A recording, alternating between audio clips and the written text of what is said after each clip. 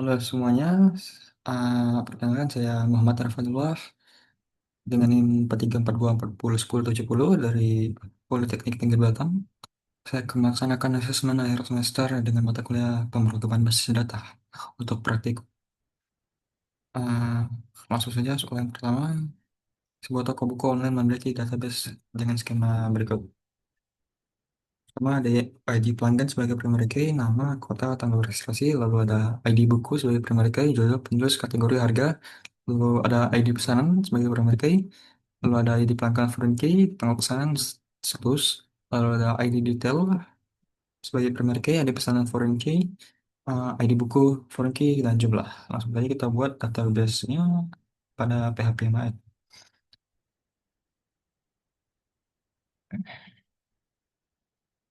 Di sini sudah saya siapkan SQL.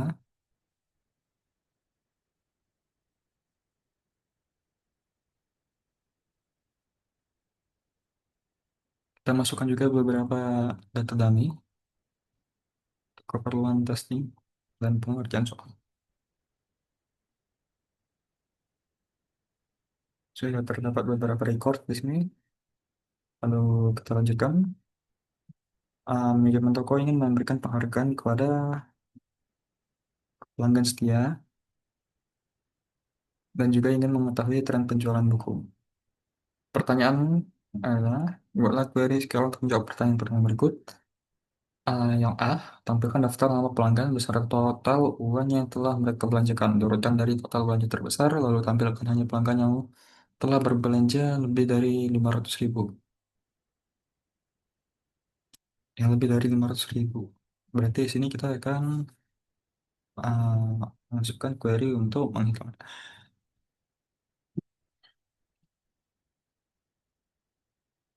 Di sini uh, kita gunakan select ke nama kota lalu song untuk menjumlahkan di jumlah dan harga dari barang yang dibeli sebagai total total belanja dari tabel pelanggan. Yang satu sudah selesai, selanjutnya kita eksekusi. Di sini terlihat dengan nama Ahmad Wijaya Sarinda Mayasari yang total belanja di atas 500.000 semua, diurutkan dari yang paling besar. Oke, langsung yang ke B. Soal MB, nomor satu MB adalah tampilkan 5 buku dengan kategori fiksi yang paling banyak terjual selama tahun 2023. 2023, fiksi. Baik, kita masukkan query-nya.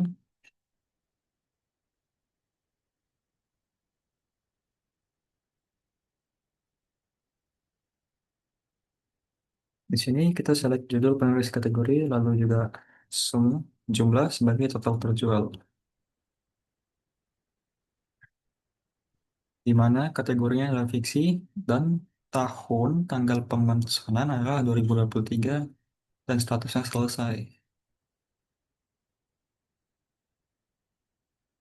Kita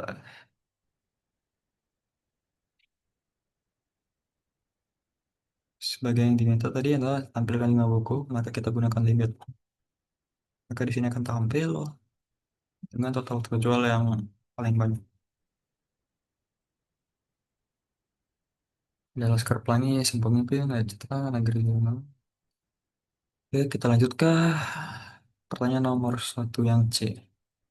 Tampilkan nama pelanggan yang tidak pernah melakukan pemesanan sama sekali. Satu sekali. Sebelum itu,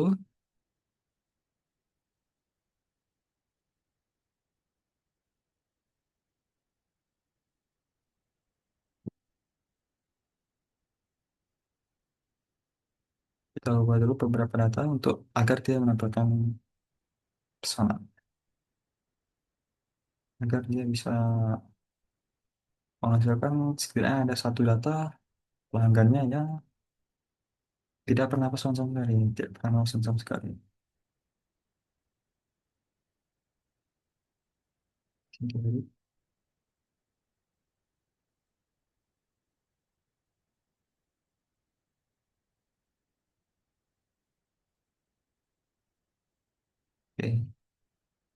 Kita kembali ke SQL, lalu kita masukkan query untuk mencari pelanggan yang belum pernah memesan ke buku sama sekali. Di sini kita akan men-select ID pelanggan, nama, kota, dan tanggal registrasi dari tabel pelanggan. Where ID pelanggan is null. Oke, ada dua orang di sini, yaitu Lisandrani dan juga Doni Perkasa. Selanjutnya, kita akan melanjutkan ke soal nomor 2. Soal nomor 2, sebuah perusahaan memiliki database kepegawaian untuk mengelola data karyawan dan departemen. Dengan skema database ID departemen sebagai primary key, lalu ada nama departemen dan lokasi, lalu ada ID karyawan sebagai primary key, nama lengkap, posisi gaji, dan ID departemen sebagai foreign key. Lalu ada ID proyek, primary key, nama proyek, tanggal mulai, tanggal selesai, lalu ada ID tugas, primary key, di karyawan sebagai foreign key, lalu ada ID proyek sebagai foreign key juga, dan role. Kita buat dulu database-nya pada MySQL.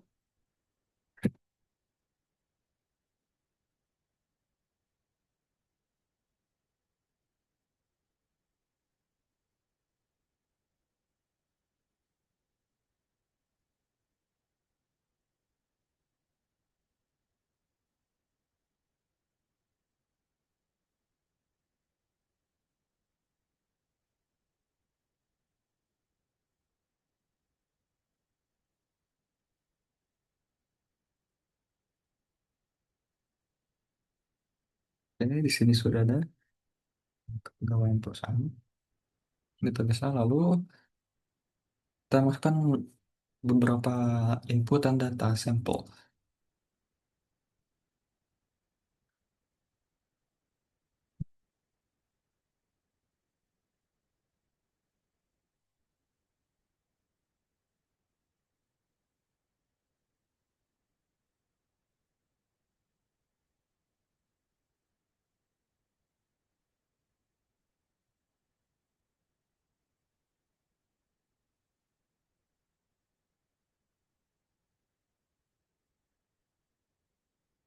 Oke, data kami sudah dimasukkan. Terlihat ada beberapa data di sini. Selanjutnya, kita bacakan soal.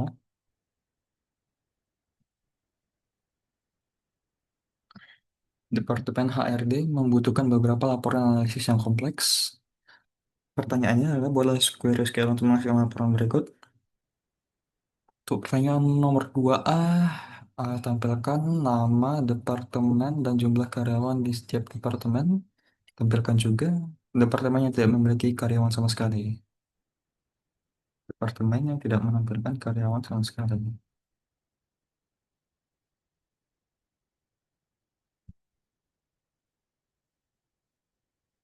Kita edit.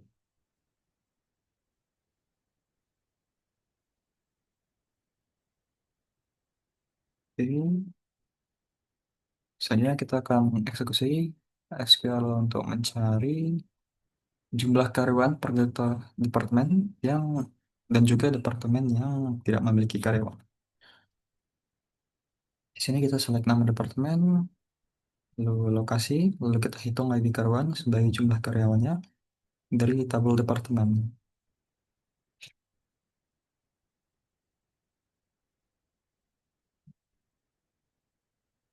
Di sini terlihat ada departemen IT, jumlah karyawan 3, dan juga ada departemen operation yang jumlah karyawannya adalah 0 atau tidak ada karyawan sama sekali.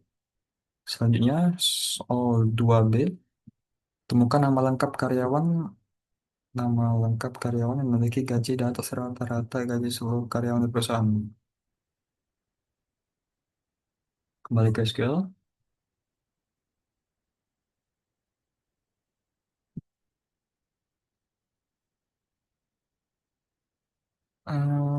Kita masukkan query-nya.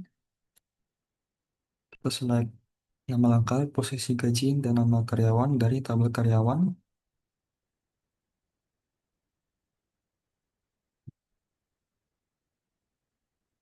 Di mana gaji adalah lebih besar dari Average, rata-rata gaji dari karyawan. Lalu kita order dari yang terbesar. Di sini terlihat ada beberapa karyawan yang gajinya di atas rata-rata. Ada yang 16 juta, 15 juta, hingga 13 juta. Ya, oke, lanjut ke soal 2C. Tampilkan nama lengkap karyawan dari Departemen IT yang tidak mengerjakan proyek apapun. Karyawan dari Departemen IT.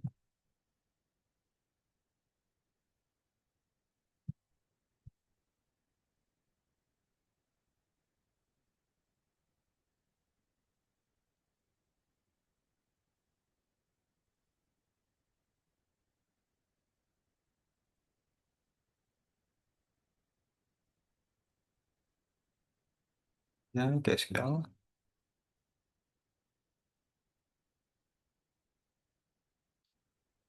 Apakah ada? Kita cek. Di sini kita mencari nama lengkap. Kita mengambil nama lengkap, posisi, dan juga gaji dari lembaga karyawan, di mana dengan nama Departemen IT dan karyawannya adalah nol. Tidak ada. Oh, tidak ada rupanya. Atau kita edit beberapa data di sini agar dia dapat menampilkan data yang seperti ini.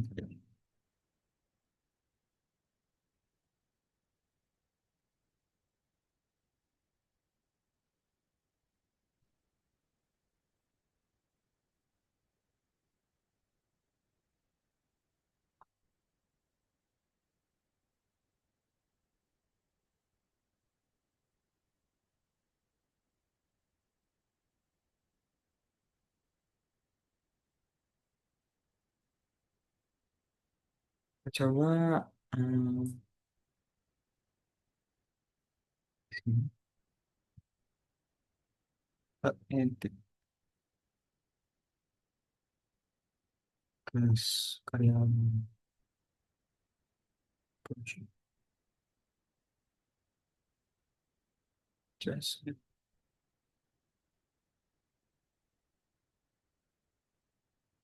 ini. Coba sekali lagi. Sekali.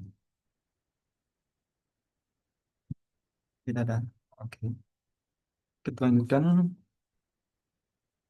soal nomor 3. Soal nomor 3. Sistem Informasi Akademik SKY, sebuah universitas perlu mengotomatisasi beberapa tugas rutin terkait status mahasiswa dan perhitungan nilai. Database SEE memiliki skema berikut: mahasiswa dengan NIM, primary key, nama, total SKS, status, belum mata kuliah, kode MK sebagai primary key, nama MK, SKS, lalu nilai sebagai ID nilai sebagai primary key, nama foreign key, kode MK foreign key, dan nilai huruf. Asumsikan konversi nilai huruf ke Word adalah sebagai berikut. A4, B3, C2, D1. Oke, kita buat dulu data misal. Sini kita buat new skill.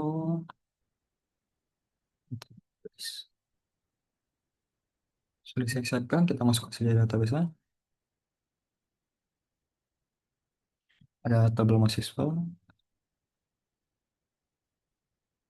tabel mata kuliah, tabel nilai. Langsung kita eksekusi.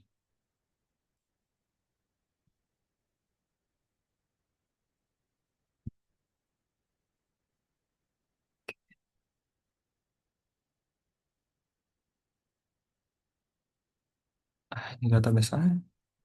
Kita cek soalnya. Nomor 3A.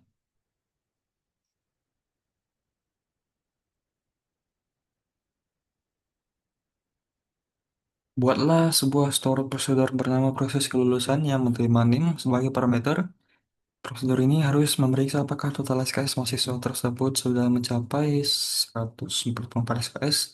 Jika ya, ubah kolom status mahasiswa menjadi lulus. Jika tidak, tidak ada perubahan yang terjadi. Prosedur harus memberikan pesan konfirmasi tentang hasil operasinya. Misal mahasiswa dengan NIM berhasil diluluskan, atau mahasiswa dengan NIM belum memenuhi syarat kelulusan. Oke, kita masukkan. Sebelum itu, saya terlupa untuk memasukkan data dummy.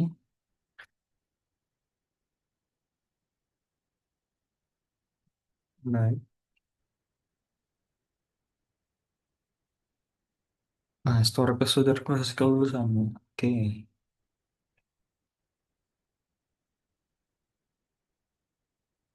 Di sini kita akan membuat prosedur kelulusan dengan memasukkan NIM. NIM itu kita masukkan ini nanti. Pertama dia akan mengecek apakah NIM ada. If NIM exists, kayak itu bukan. Lalu dia ambil data mahasiswa.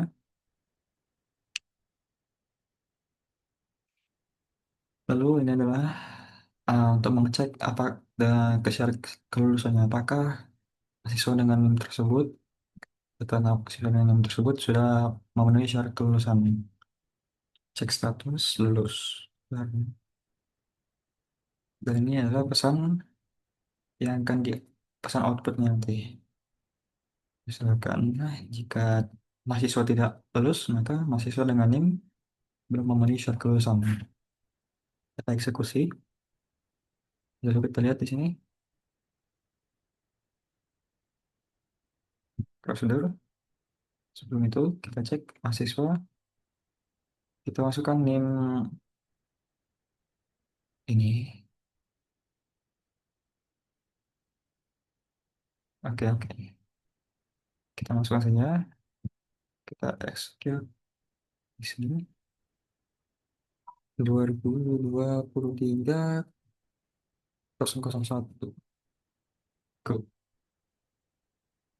Maka akan muncul pesan mahasiswa dengan NIM tersebut berhasil diluluskan. Lalu kita cek juga uh, total SKS yang tidak lulus 90. 3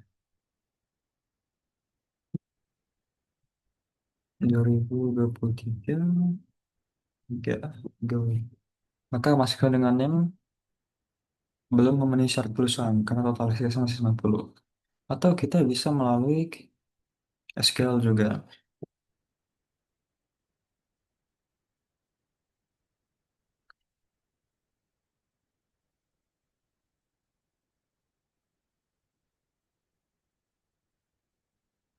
Maka hanya mahasiswa dengan NIM yang berhasil diluluskan. Oke, kita lanjut ke soal nomor 3 3B.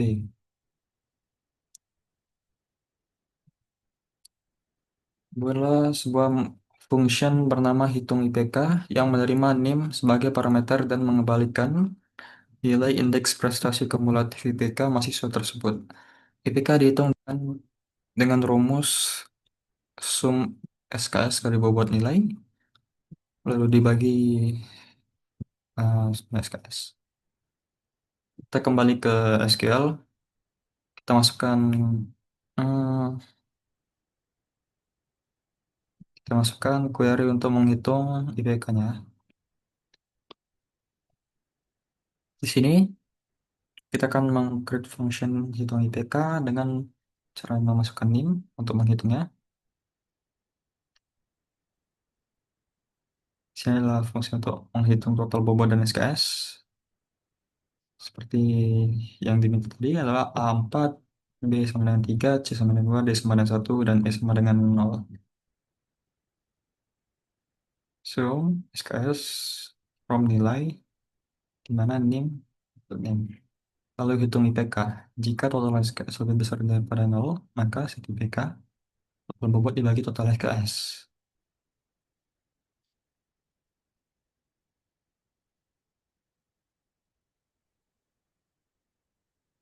Lalu kita bisa cek di sini. Atau kita langsung melalui skip analysis saja.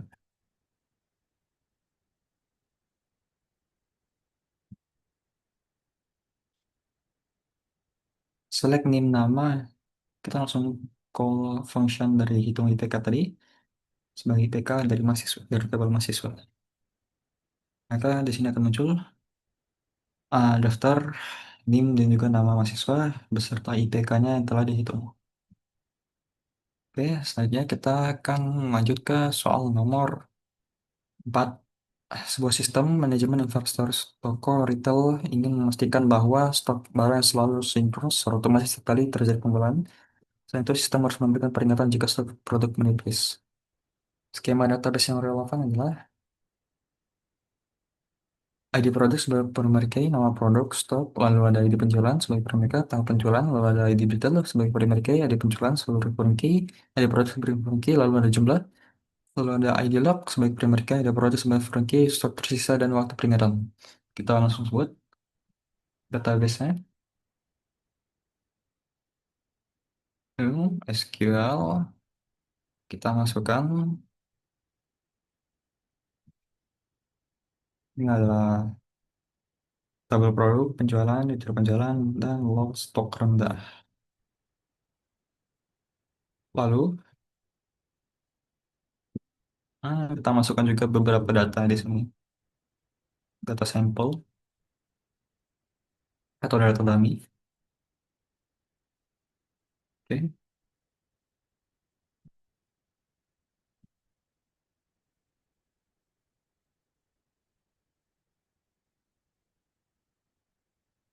Selanjutnya untuk soal, boleh sebuah trigger bernama update stok setelah penjualan. Trigger ini harus aktif secara otomatis setelah ada baris baru yang ditambahkan atau diinsert ke tabel detail penjualan. Fungsi dari trigger ini adalah A, mengurai nilai pada kolom stok di tabel produk berdasarkan jumlah barang yang terjual pada baris baru dari detail penjualan. B, setelah mengurai stok, trigger harus memeriksa apakah sisa stok untuk produk tersebut kurang dari 10. Jika ya, trigger harus memasukkan data baru ke dalam tabel log stok rendah yang berisi ID produk, sisa stok terakhir, dan waktu saat peringatan dibuat. Oke, mari kita buat triggernya. Skill, oke. Di sini kita akan meng-create trigger update stok setelah penjualan. Ada stok produk, update produk set stok, jangan di jumlah, stok dikurangi jumlah, di mana ID produk sama dengan ID produk. Ambil stok terbaru setelah update, stok itu stok sekarang, cek apakah stok lebih kurang, maksudnya kurang dari 10. Jika yang masukkan ke log kurang 10, maka insert itu log stok rendah. Oke, kita enter. Lalu kita stok. Maka di sini sudah terdapat triggernya, update stok setelah penjualan. Kita testing triggernya, apakah berfungsi. Pertama kita insert datanya dulu, data penjualan untuk testing, testing trigger ini. Oke, lalu kita tes trigger untuk penjualan yang membuat stok di bawah 10.